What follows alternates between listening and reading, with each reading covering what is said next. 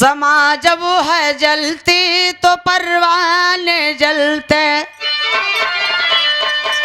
हो के मदहोश अपने रवाने के आगे, होती जवानी न बस में किसी का,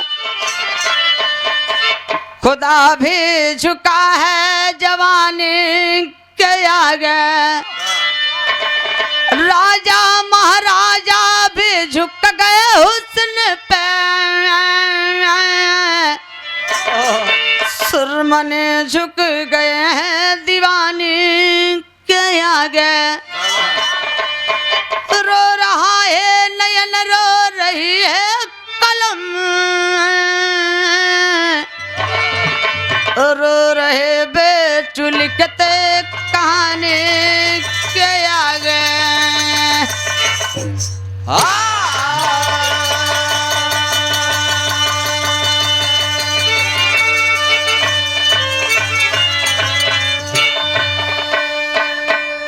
समाज जब है जलती तो परवाने जलते, हो के मदहोश अपनी रवानी के आगे, होती जवानी न बस में किसी को, खुदा भी झुका है जवानी के आगे, ये सुर नर मुनि इतना तक के हुस्न के आगे खुदा को भी झुकना पड़ गया। तो हमारे बिरहे के शुरुआत में एक लाइन गजल का भाव मास्टर, अरे पागल नजरे नजरे पागल, पागल नजर दिल दीवाना लगता है, दीवाना लगता है, पागल नजर दीवाना लगता है, दीवाना लगता है, पागल नजर दीवाना लगता है, दीवाना लगता है, पागल नजर दिल दीवाना लगता है, पागल नजर दीवाना लगता है, पागल नजर दीवाना लगता है, पागल नजर दिल दीवाना लगता है।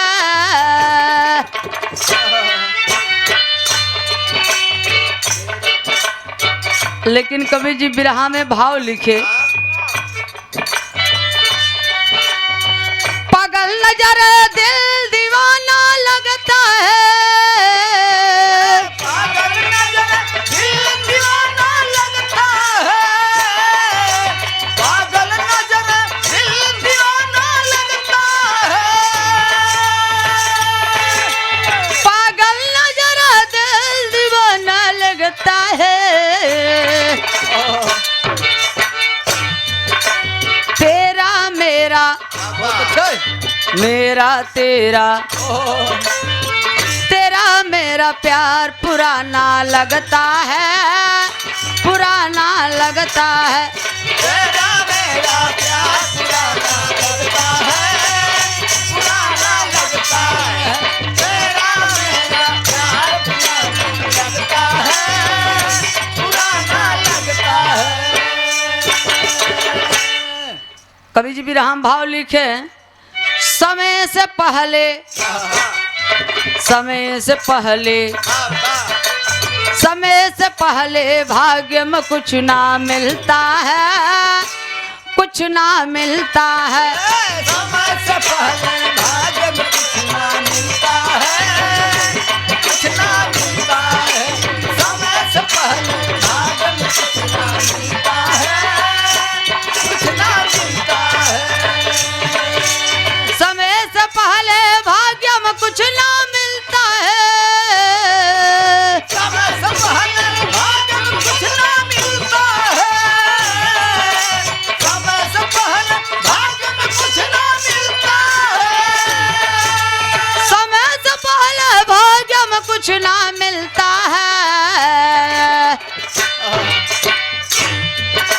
समय पे अपने, समय पे अपने, बहुत अच्छे, समय पे अपने फूल चमन में खिलता है, चमन में खिलता है। समय पर अपने फूल चमन में खिलता है, चमन में खिलता है। समय पर अपने फूल चमन में खिलता है, चमन में खिलता है। समय पर अपने फूल चमन में खिलता है, चमन में खिलता है। समय से पहले भाग्य में कुछ न मिलता है, समय पे अपने फूल चमन में खिलता है। समय बलवान होता है, समय सबकी एक ही अंगुरी पे नचावेले, लेकिन तकदीर सबकर अलग अलग होले। कहानी जहाँ से शुरुआत फरियाई के बहादुर।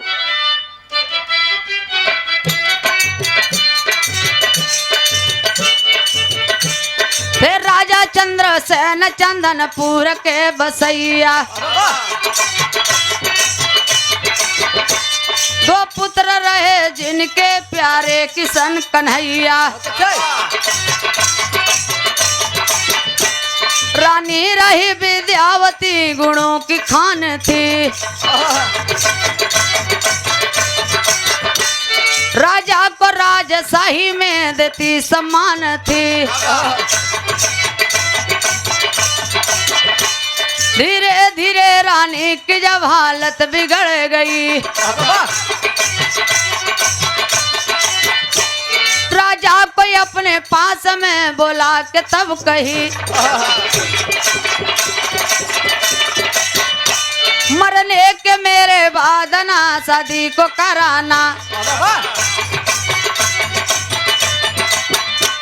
अपने ही कर्तव्य निष्ठा पर गर्दन को कटाना। अपने ही कर्तव्य निष्ठा पे गर्दन को कटाना, अपने ही कर्तव्य निष्ठा पे गर्दन को कटाना।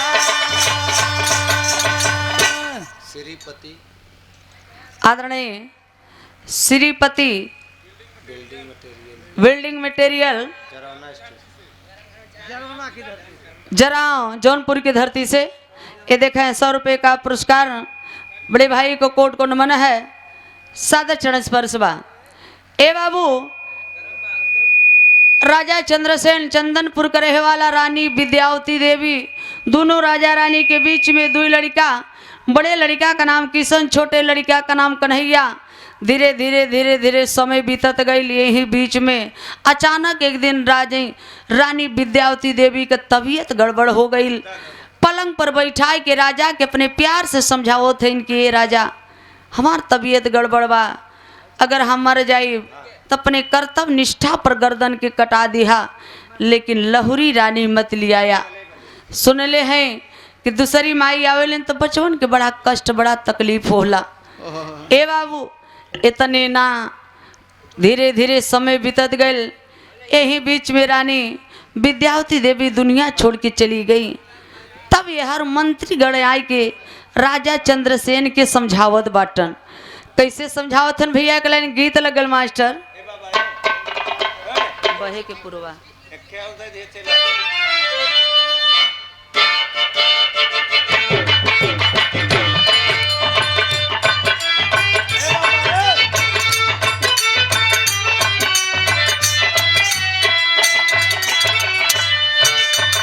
बहे के पुरवाता बही गईली पछिमा मोर सजना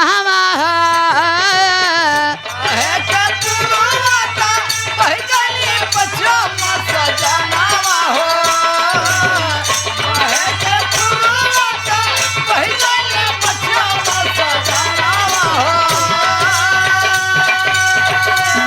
के पुरवाता बही गईली पछिमा मोर सजनावा बही गईले से तहल बयार मोर बलमुआ बही गईले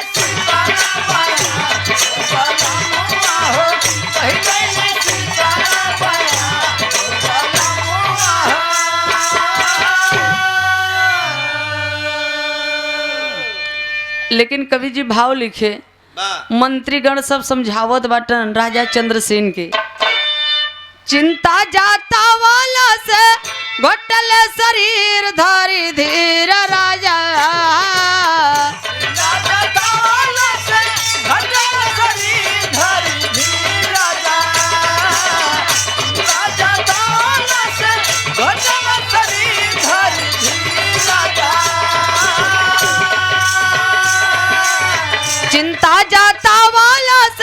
घटल शरीर धारी धीर राजा रउआ ना होई नाय धीर धरी धीर राजा आना होई रे आधी धरी धीर राजा रवाना होई रे आधी धरी धीर राजा रवाना होई रे आधी धरी धीर राजा।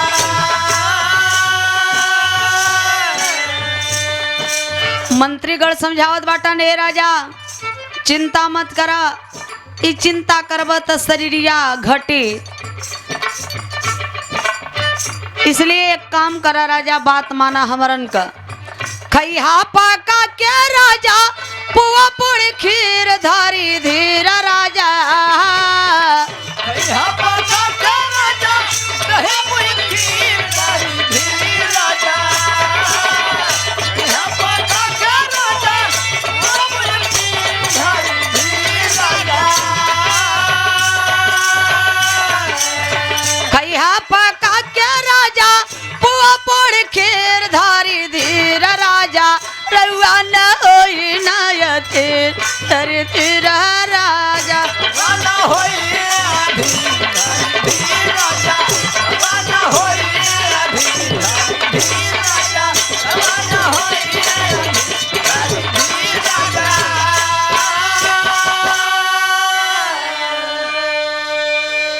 मंत्रीगण समझावे लगलन नहीं रोआ मत चिंता जतैबा शरीरिया घटी दोनों बचवन के गोदी में आप ले के बैठ के रोवत बाटा अच्छा काम ना बाई रोआ मत राजा अरे वाह। बल्कि चला कहीं चला जाए शिकार खेले ताकि आपका भी मन बहल जाए वाह। और चिंता दूर हो जाए। मंत्रियों के कहने पर राजा चंद्रसेन दोनों बचवा किशन और कन्हैया के घरे छोड़ के चले गए शिकार खेलने। वो शिकार खेलते खेलते खेलते बहुत दूर चले जाते हैं। इतना दूर चले गए कि एक राज्य से दूसरे राज्य के जंगल में पहुंच गए। जब दूसरे राज्य के जंगल में पहुंच गए तो शिकार खेलते खेलते खेलते उसी जंगल में सूर्यास्त हो गया, शाम हो गया। जब दूसरे राज्य का राजा विश्वनाथ प्रताप सुनते हैं कि मेरे राज्य में कोई राजा आया है तो मान सम्मान सेवा आदर पूर्वक से गए राजा विश्वनाथ प्रताप सिंह जंगल में से मंत्रियों के साथ लिया के आए अपने राज दरबार में। राज दरबार ऐसे सजी है, सब मंत्रीगण बैठे हैं, सब मंत्रीगण हंसत बा बोलत बा बतियावत बा, लेकिन राजा चंद्रसेन उदास होके बैठे हैं। राजा चंद्रसेन की उदासी देख करके राजा विश्वनाथ प्रताप सिंह पूछ बैठते हैं कि राजा सब हंस रहे हैं, बोल रहे हैं, बतिया रहे हैं, लेकिन आप इतना चिंता में क्यों बैठे हैं? ये क्या उदासी का कारण है, कुछ तो बताइए राजा। राजा चंद्रसेन ने बताया कि मैं क्या बताऊं, मेरी पत्नी मेरी रानी विद्यावती देवी इस दुनिया संसार छोड़ के चली गई है। हमारे दो लाल जवन हन किशन है वो कन्हैया, वो लोगन के माई के पालन पोषण प्यार दुलार के देत हुई वो लड़कन पर चिंता लगल बा। अरे बाप रे बाप। राजा चंद्रसेन की उदासी देख करके राजा विश्वनाथ प्रताप सिंह सोचलन ना विचरलन, अपनी एकलौती बेटी चंदा की शादी राजा चंद्रसेन से कर दिए। क्यों कर दिए? धन के लालच में। यहर बुढ़ऊ राजा का लगी बा चौथापन और यहर चंदा 16 बसंत पार कैले बा। अरे बाप रे बाप। जब बियाह कई लेलन तब दूसरी रानी ले के मुस्कियात अपने राज्य में अपने घरे अपने महल में आवत बाटन। अच्छा मेहरारू का जब विदाई होत तो आदमी तो खूब पान चबई हैं और हंसत रहे हैं। अरे रजा दुल्हन विदाई हो गई, आज मैं 7 समुंदर पार जाऊंगा। अच्छा मेहरारू यही कहे कि जा मुँह फुकनू, हम तो एक ही दिन रोवत है, तू तो सब दिना जिंदगी भर रोबा। अच्छा तो लहुरी रानी ले के राजा कैसे आवत बाटन? Uday Shankar Yadav sale tax officer. Uday Shankar Yadav sale tax officer. आदरणीय Uday Shankar Yadav sale tax officer आपके सौजन्य से 100 रुपये का पुरस्कार है। सादर चरण स्पर्श बा, कोट को नमन बा, घराती बराते रिश्तेदार नातेदार सबके सादर चरण स्पर्श बा। अगर हमारा बात जहाँ तक पहुँचत हो सबके, लेकिन देखा लहुरी रानी लेके कैसे झमझमात आवत बाटे भैया। एक लाइन गीत लगल मास्टर।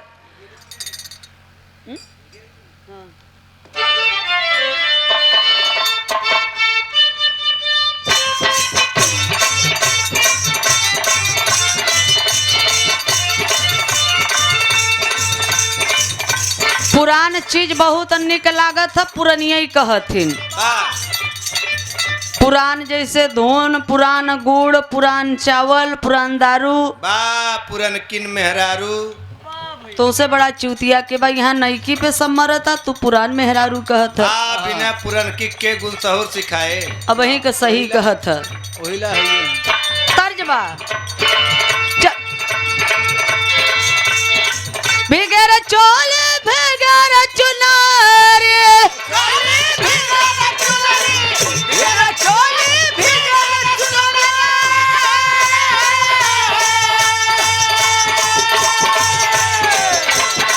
भिगर चोल भिगर चुनरी भिग बदनवाना, तने राजा हमके ओढ़ाला चतरिया बरसला सवनवाना। राजा हमके ओढ़ाला चदरिया बरसेला सवनवाना। राजा हमके ओढ़ाला चदरिया बरसेला सवनवाना।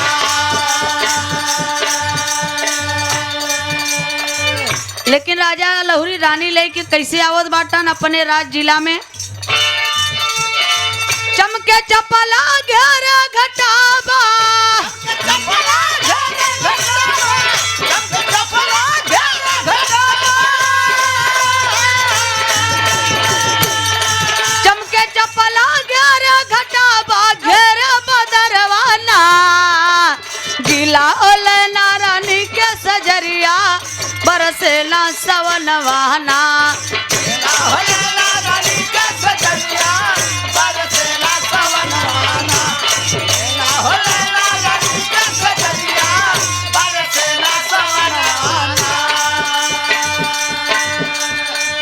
गीला होला ना रानी के सजरिया बरसेना सवनवाना। बदरी घेरे बा गरजता तड़कता बिजली, अब पानी न बरसे, कितनी सोचे वाली बात बा। श्रीपति आदरणीय श्रीपत वेल्डिंग मटेरियल ये जरौना के धरती से 50 रुपए का पुरस्कार बड़े भाई को सादर चरण स्पर्श है। जे के भी मकान सामग्री की जरूरत पड़े, आप लोग हमारे राजपत भैया से संपर्क करें, श्रीपत भैया से संपर्क करें उचित दाम पर। कभी कभी उधार भी दे देते हैं मजबूरी समझ के। हाँ ई हो चाहे। राजा लेके आवत बाटन लहुरी रानी, चमके चपला घेरे घटाबा, चपला घेरे घटाबा, चपला घेरे घटाबा। चमके चपला घेरे घटाबा घेरे बदरवाना, गिला होला ना रानी के सजरिया बरसेला सवनवाना। गिला होला ना रानी के सजरिया बरसेला सवनवाना। गिला होला ना रानी के सजरिया बरसेला सवनवाना। गीला होला ना रानी के सजरिया बरसेला सवनवाना। पानी ना बरसत बा, कवि जी उपमा दिए। जल बीचा धोबिया मारे पियासल, चकवा बिना चकोरिया। जल बिना धोबिया मारे पियासल, चकवा बिना चकोरिया। जल बिना धोबिया मारे पियासल, चकवा बिना चकोरिया। वैसे ही महल में बैठा के रानी राजा के जो है डहारिया। महल में बैठे के रानी राजा के जो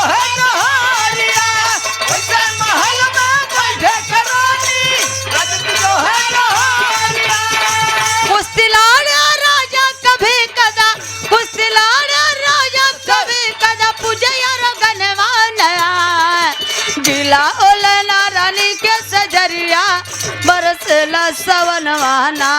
खेला हो नैना नदी के सजरिया बरसेला सवनवाना। खेला हो नैना नदी के सजरिया बरसेला सवनवाना। जल बीच धोबिया मरे पियासन चकवा बिना चकोरिया। धोबी बेचारा पानी में रही के पियासन मरे। चंदा बिन चकोरिया तरस है। वैसे ही राजा बिन रानी तरस है। वाह राजा जब लियाई कैलन अपने रानी के घूम घूम के देखावत है, ये रानी यही हमारा हवेली है, हे देखत हो ना। अब यही हमार दोनों बचवा किशन और ई कन्हैया बाटन। दोनों लड़कन के हमरे ई कभी एहसास न होखे पावे कि हमार लहुरी माई आयल बिया। और राजा कभी कदा घरे रुके नहीं, जल्दी बेचारू घरे रुकबई न करन। वाह कैसे रुके उनके एक फेस में लाइनें नहीं आवत रही। अच्छा ये लोग टेस्टर लेके गए हैं। आई मुर्चा आवाज चेक कराए रहे। अरे बाप रे बाप। ए भैया समझा बुझा के चले गए, कभी कदा घरे रुके। दोनों बचवन के घरे कई के पुनः चल गए शिकार खेले, क्योंकि पहले के राजाओं ने शिकार खेला करते थे। इतना ही नहीं, आज देखें लहुरी रानी चंदा देवी एकदम 3200 बरन सजा के एकदम सुंदर रूप बनाए के वहीं हवेली के आंगन में बिचौवे में बिचारी बैठल बा। आय हाय रे। और दोनों लड़का किशन और कन्हैया घरवा से बहरवा आए के आपस में बैट बाल खेलत बाटन।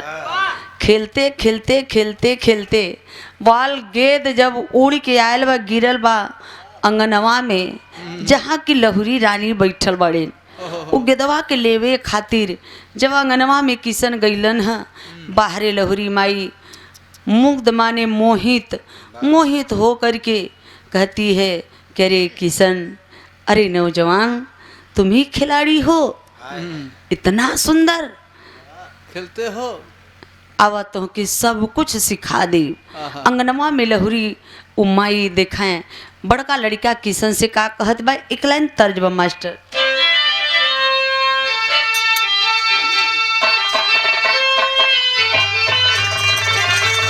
एके स्वर्गीय रामदेव बाबू गावे का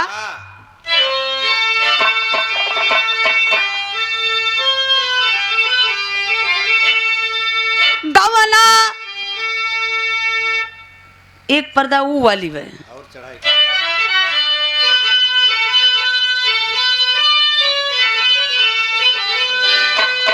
अरे गवना कराए पिया घर बैठवल अरे अपना कैलरिया में लागल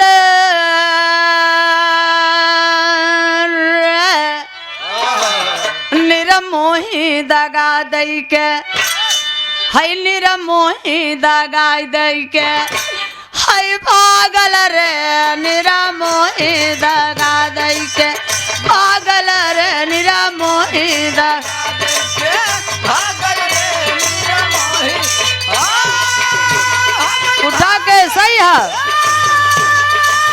भागल भागल भागल रे मीरा मोही लगा देके, भागल रे मीरा मोही लगा देके, भागल रे मीरा मोही लगा देके। लेकिन अंगनवा में वो लहुरी रानी कहत का बा किशन से, अरे बिना खिलाड़े का खेल नहीं होला, अरे मारा तू कैसा पहचाने रे, मारा छक्का तू बल्ला के, मारा छक्का तू बल्ला के, है तानी रे मारा छक्का तानी रे मारा छक्का। पानी रे मारा चक्का,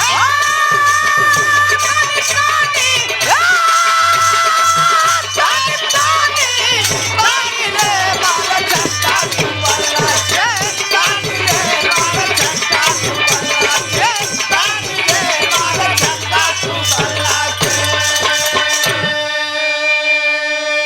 बिना खिलाड़ी का खाइल नहीं होला, बाबा बिना खिलाड़ी का खेल ना होते किशन, बिना खिलाड़ी का खेल नहीं होल, और छक्का मारल जाला तो है कैसे डोल।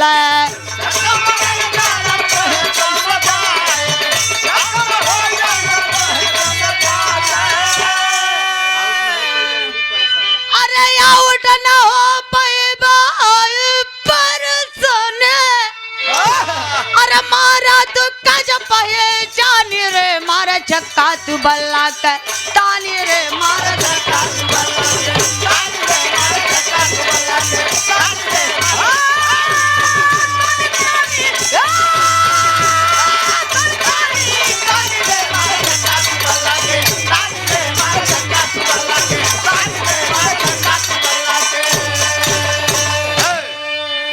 रे, इतने ना लहुरी रानी कदवाए आवाज तो के सब कुछ सिखा दे, कैसे छक्का मारल जाला, कैसे चौका मारल जाला, कैसे साट मारल जाला, कैसे दुक्की मारल जाला।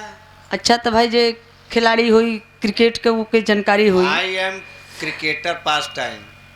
आवा तो फील्ड में आवा, फील्ड में आवा तो के सब कुछ सिखा दे। अरे जब किशन अतनी बतिया अपने लहुरी माई के सुनलन है, कलन ये माई तू हमार धर्म का मतारी बाटू, हम तो हर बेटवा है तोरे मुख से शोभा ना देत। उसमें किशन अंगनमा में अपने माई के जवाब दिलन। जवाब में का कहलन है, कवि जी टीरी के भाव लिखे।